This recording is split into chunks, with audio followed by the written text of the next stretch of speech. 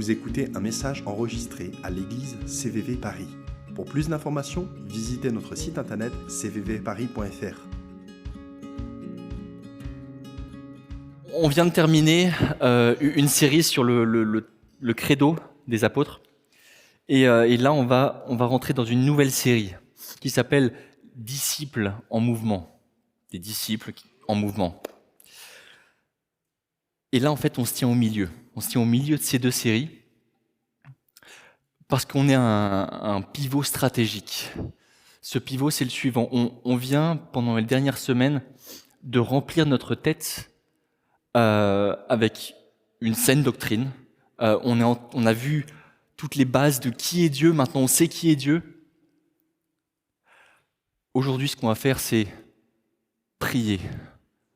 Parce que je suis passionné par la théologie, mais le problème, c'est que si la théologie reste de la théologie et qu'elle ne descend pas dans notre cœur, il y a un problème. Et on ne peut pas devenir des disciples qui sont actifs, qui sont en mouvement, qui sont proactifs, qui prient, si finalement, qui Dieu est, n'est pas descendu dans notre cœur. Pour ça, on a besoin de prière. On a besoin que Dieu nous réveille, que Dieu fasse vibrer quelque chose en nous pour lui, pour qu'on soit passionné par le fait d'être des disciples pour lui. Donc on va prier et on va intercéder, si tout se passe bien. J'ai pas de PowerPoint, donc voilà. Normalement ça devrait pas être trop compliqué. L'intercession, c'est quoi ? Il faut d'abord définir, parce que c'est un peu vague, l'intercession. L'intercession, c'est un principe qu'on trouve dans la Bible. Et ce mot, ça veut dire rencontrer à la place d'eux ou se placer entre. Un petit peu ici, là, ce qu'on fait. On se place entre deux séries. On se place entre Dieu et une personne pour intercéder en faveur de cette personne. C'est un espace, une espèce de brèche où le chrétien se positionne. Pour prendre un espèce d'exemple, vous êtes dans un tribunal, et aujourd'hui c'est le procès de Madame Bertha, bien connue, criminelle chevronnée. Mais Madame Bertha n'est pas là. Personne n'est là pour plaider sa cause, sauf vous, qui vous levez et qui dites « Moi, je vais intercéder en faveur de Madame Bertha. Je vais intercéder devant le juge et lui dire « Monsieur le juge, Madame Bertha, elle n'est pas si mauvaise que ça. » La différence donc entre prier et intercéder, c'est que quand je prie, je peux prier pour moi, je peux prier pour vous, je peux prier pour plein de choses. Mais ce que je ne peux pas faire quand j'intercède, c'est intercéder pour moi-même. J'intercède en faveur de quelqu'un, et l'intercession, elle est souvent violente. Ça, on va le voir un peu plus tard. Et j'ai une espèce de phrase pour essayer de résumer ce que c'est l'intercession. C'est le seul truc du PowerPoint que vous allez avoir, normalement. L'intercession, c'est une lutte spirituelle, souvent violente, en faveur de son prochain par amour pour lui. L'intercession est une lutte spirituelle souvent violente en faveur de son prochain par amour pour lui. Et pour ça, je vais faire un survol de 3 histoires bibliques. La première, elle est dans Jean chapitre 4. C'est l'intercession pour la guérison.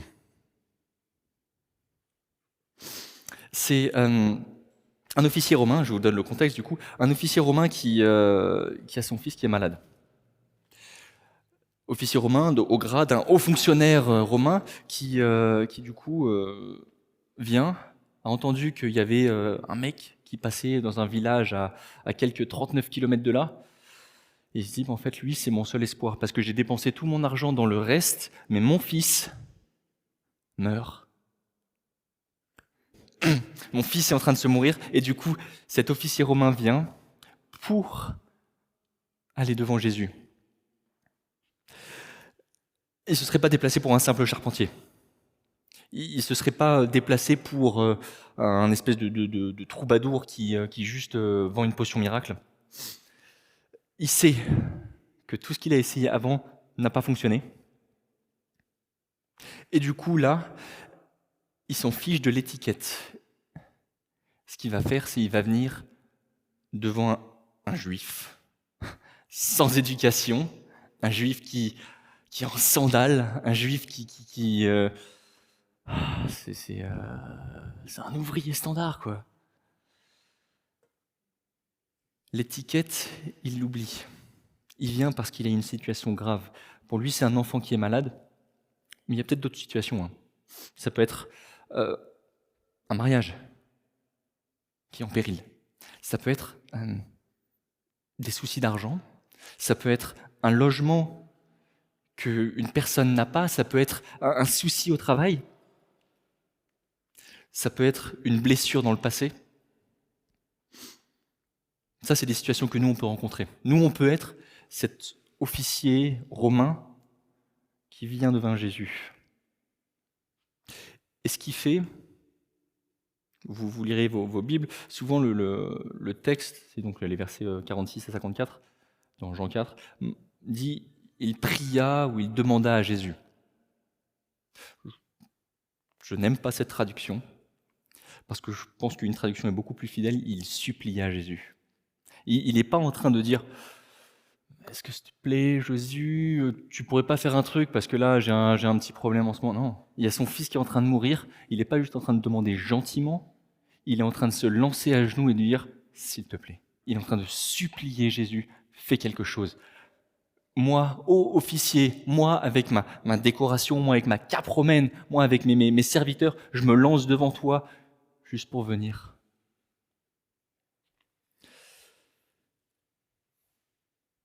C'est pas que Dieu ne veut pas lui donner,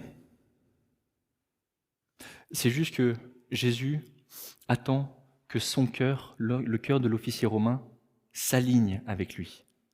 Il insiste parce qu'il a besoin de se rendre compte, Jésus est réellement mon seul espoir. Et nous, parfois, c'est ça quand Jésus ne nous répond pas. Parfois, il est juste en train de nous aligner, et au fur et à mesure des prières qu'on fait, et on n'a pas encore la réponse, c'est comme un espèce de nouveau coup de marteau sur un fer rouge qui est en train, au fur et à mesure, d'être aligné pour que finalement on s'aligne de plus en plus avec Dieu. Au final, à la fin de l'histoire, il y a Jésus qui dit simplement va. Va, rentre chez toi, ton fils est bien portant. L'officier romain part. Et ce qu'il fait quelques heures plus tard, c'est que ses serviteurs le croisent et effectivement, ils l'attestent. Au moment où Jésus a prié, son fils a été guéri. Jésus n'a pas besoin de se déplacer. Il n'a pas besoin de faire 39 km, 7 heures de marche à pied. Non, j'avais regardé, c'était 7 heures à cheval ou 12 heures de marche à pied. Il n'a pas besoin de faire ça. Un simple mot de sa part. Et la maladie part. Mais ça, c'est la Bible. Aujourd'hui, est-ce que c'est vrai ? Eh bien, j'ai un exemple pour vous. Jenny, si tu veux bien venir. Oui, donc c'est un petit témoignage il y a quelques semaines. En fait, je me suis fait vraiment une contracture à l'épaule en faisant des travaux chez moi. Et en fait, c'était vraiment très, très douloureux. Jusqu'au point, j'avais mis du Flector, j'avais mis des crèmes, mais tellement c'était douloureux que je n'arrivais pas à dormir la nuit. Et je devais faire une espèce de jeu avec 2 bouillottes parce que c'était le seul moyen que j'avais pour décontracter le truc et dormir. Donc, je me levais plusieurs fois dans la nuit pour faire les bouillottes, donc c'était compliqué. J'ai vu mon médecin et m'a donné 3 jours de médicaments. Ça passait pas. J'ai vu un ostéopathe, ça passait pas non plus. Et en fait, je suis venue au culte, j'étais vraiment désespérée. Et Sally et Marie, ils ont prié pour moi. Et le lendemain, je me suis réveillée et je me suis pas rendu compte tout de suite, mais à un moment donné, je me dis, mais c'est parti en fait. J'ai plus rien, j'avais vraiment plus rien, j'étais vraiment guérie. Donc c'est super.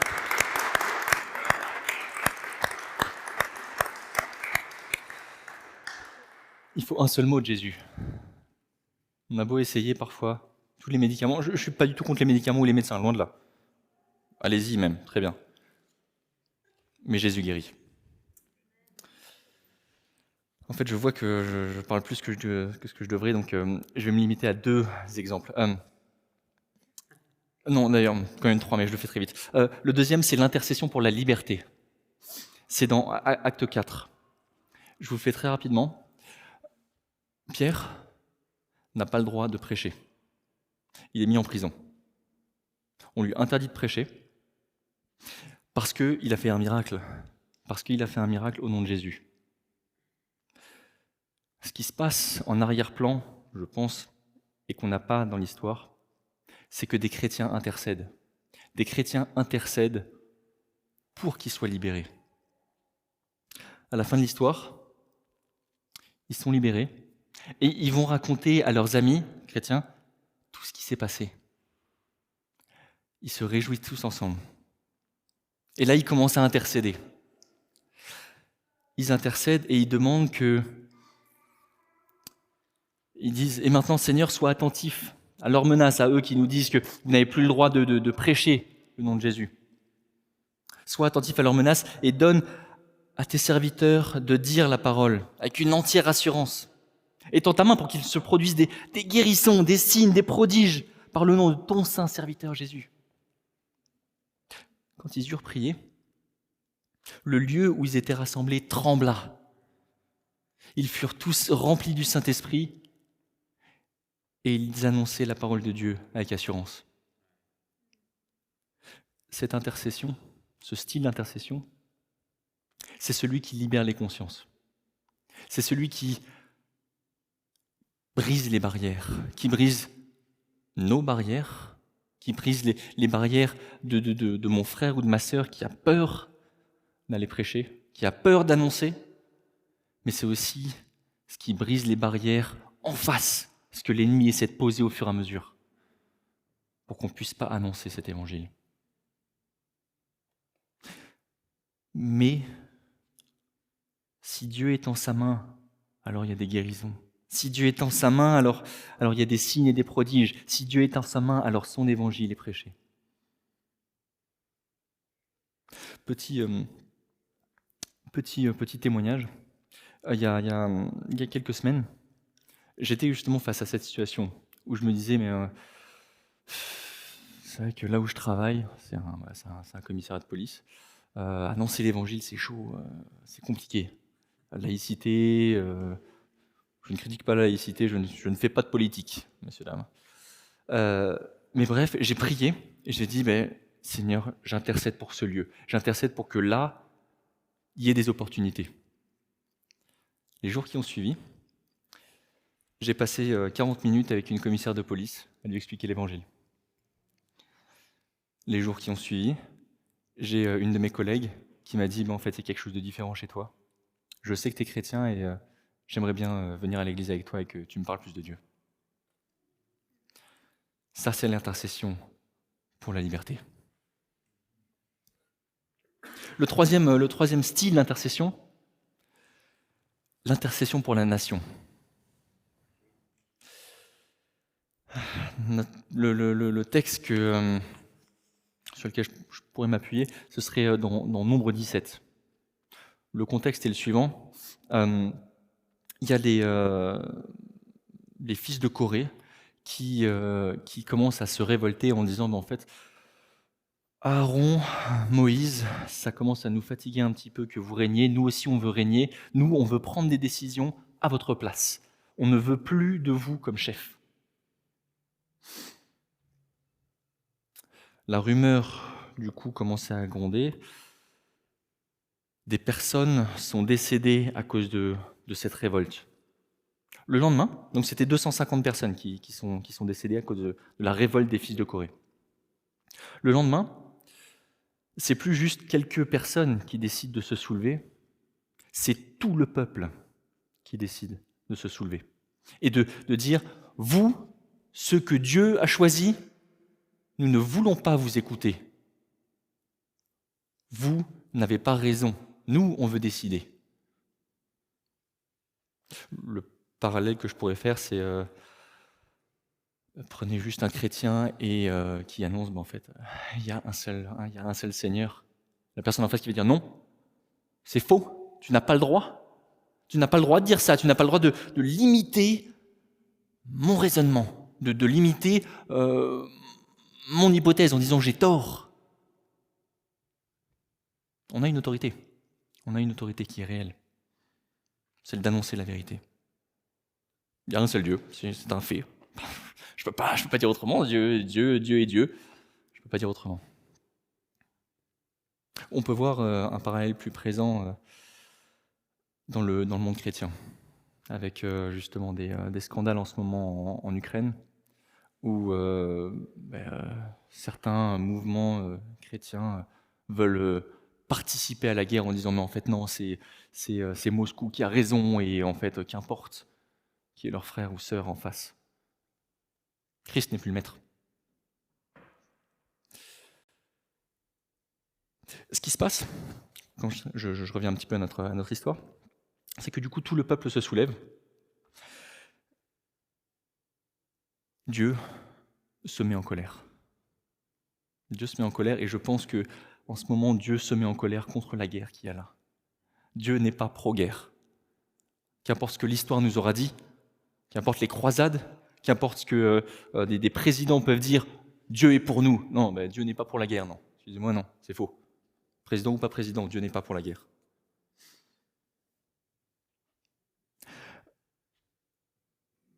Dieu se mettait en colère contre ce peuple qui se rebellait, et du coup, plein de monde ont commencé à mourir à cause de ça, à cause de leur faute, à cause du fait qu'ils ne voulaient pas obéir à Dieu. Et du coup, ce que Aaron et Moïse font à ce moment-là, et c'est là où on en revient à l'intercession,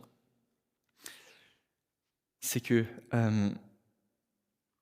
là je vous cite, donc c'est Nombre 17, versets 11 et 12. Puis Moïse dit à Aaron, « Prends vite ton encensoir et mets-y des charbons ardents pris sur l'autel.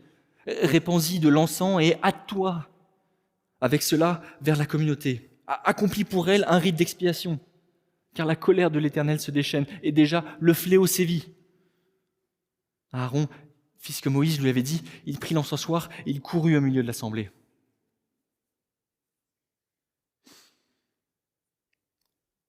Ce que Moïse dit, c'est « Prends vite, hâte-toi ».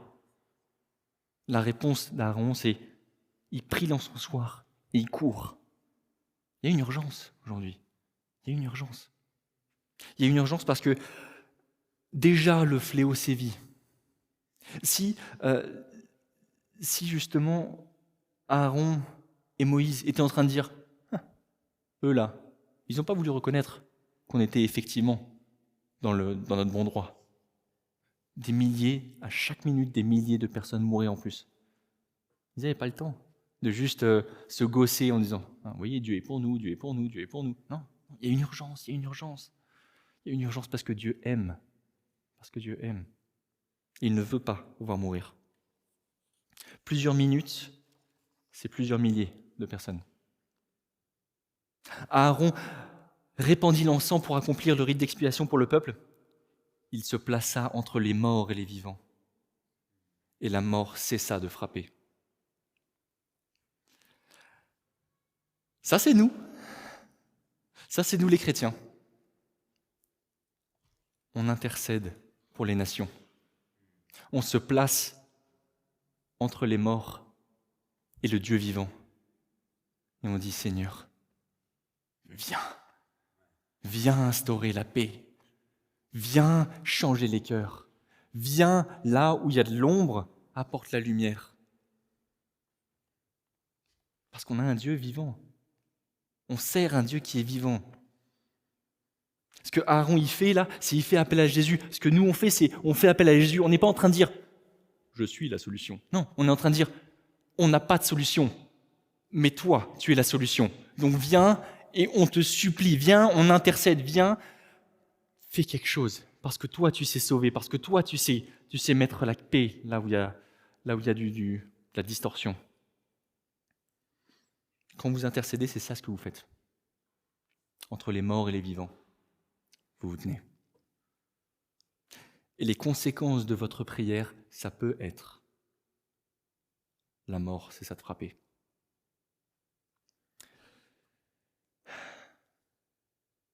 La France existe, ou l'Europe existe encore, parce que des chrétiens sont en Europe, et parce que Dieu a un peuple nombreux en Europe, et qui veut sauver. Voilà pourquoi l'humanité existe, parce que Dieu aime et Dieu veut sauver, et qu'il a besoin de gens qui se tiennent et qui disent « Je serai là, entre les morts et le Dieu vivant, et je veux plaider, comme Christ plaide, comme Christ prie ou intercède. » Et c'est possible, notre intercession, elle est possible parce que Jésus est en train d'intercéder. Parce que, petite parenthèse sur le credo, on prie par le Saint-Esprit, nos prières sont acceptées parce que Jésus intercède, et on prie Dieu le Père. C'est pour ça qu'on a étudié le credo, pour comprendre qu'est-ce que c'est la prière, pour comprendre comment on intercède. Parce que Dieu, c'est trois personnes, parce que Dieu, c'est un Dieu vivant, parce que Jésus intercède, parce que il est parce qu'on a un Père tout-puissant, créateur du ciel et de la terre. Tout ça, c'est le credo. C'est ce qu'on a vu. On a juste décortiqué le credo pour savoir en fait comment vivre, comment prier, comment intercéder. Qui est Dieu ?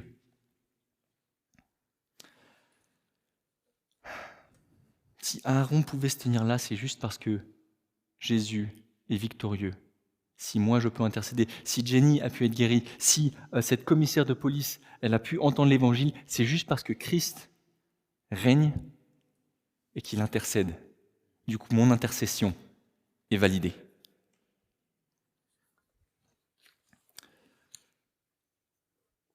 Et notre intercession, elle est souvent physique. C'est là où je disais c'est violent. C'est violent parce que ça demande de l'engagement. Je me suis amusé à compiler un petit peu pas mal de versets qui parlent de l'intercession dans la Bible. Invoquer. Le champ lexical qui est utilisé, je vais vous le donner dans tous les versets. Si vous voulez la référence, je vous les donnerai à la fin avec grand plaisir.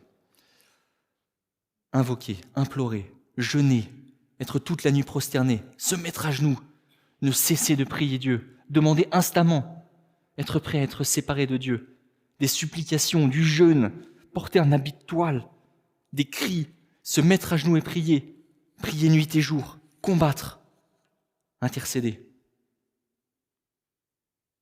J'en ai enlevé encore. Ça c'est l'intercession. C'est une intercession active. On n'est pas en train de prier juste de façon simple, j'ai envie de dire, pas pour réduire la prière, loin de là. Mais il y a une différence entre la prière et l'intercession. Une intercession, elle est violente, elle est active, elle nous coûte. Elle coûte cher. Elle coûte cher. L'intercession est une lutte spirituelle souvent violente en faveur de son prochain, par amour pour lui. Et ça ne vient pas de nous. Nous, on ne peut pas forcer ça. On peut faire des gestuels, on peut pas forcer l'intercession.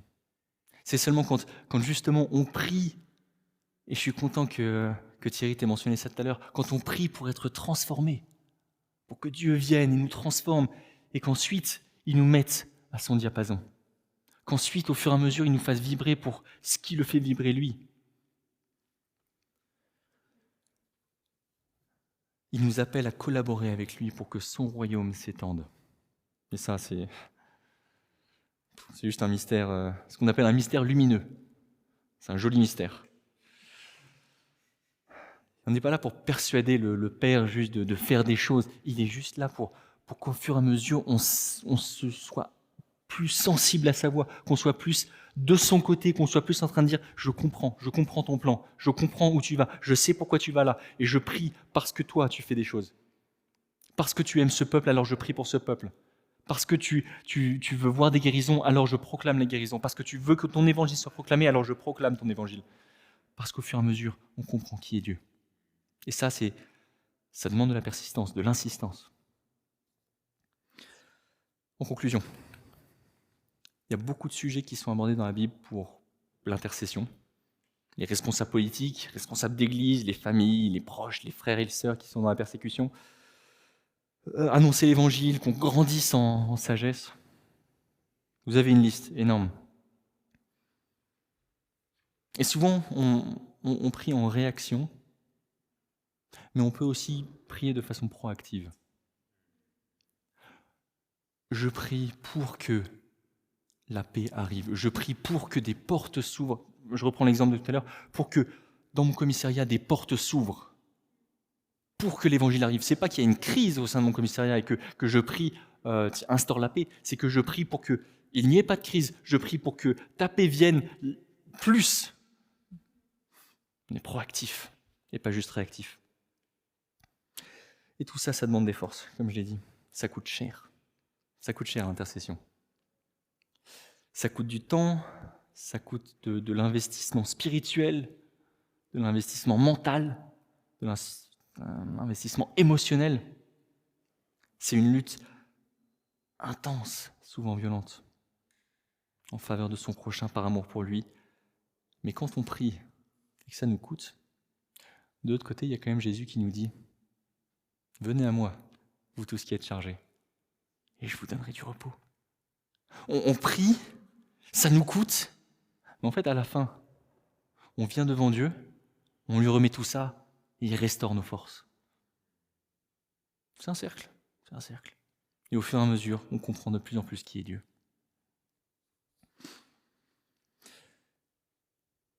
Et si vous ne savez pas, je vais vous citer Spurgeon. Charles Spurgeon, c'était un pasteur anglais.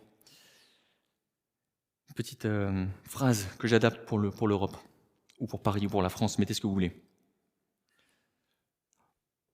Vous dites que vous n'avez rien pour intercéder ? Quoi ? Pas d'enfants inconvertis ? Pas d'amis qui ne soient pas sauvés ? Aucun voisin qui est toujours dans les ténèbres ? Quoi ? Vivre en Europe et ne pas prier pour les pécheurs ?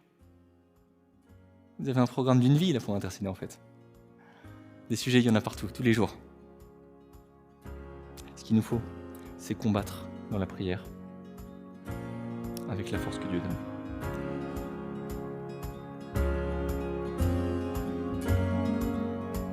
Vous venez d'écouter un message enregistré à CVV Paris. Pour plus d'informations, visitez notre site internet cvvparis.fr.